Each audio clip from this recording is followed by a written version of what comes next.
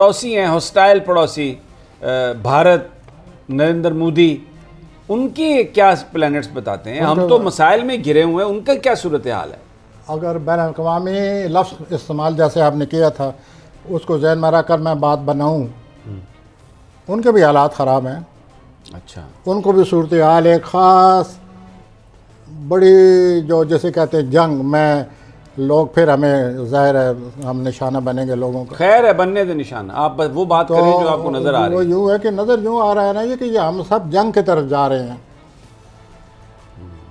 यूँ यूँ आप बैन-अल-अक़वामी सूरत हाल को रीड करें, पढ़ें, तजिया करें और अपने जो करीबी हमारे पड़ोसी हैं उनके सूरत हाल को तजिया करें, तो ये सूरत हाल दिन ब दिन बीच में एक और अंसर बाकी रह गया था, उसका नाम हमने रखा हुआ है तालिबान, वो भी बीच में आ गया।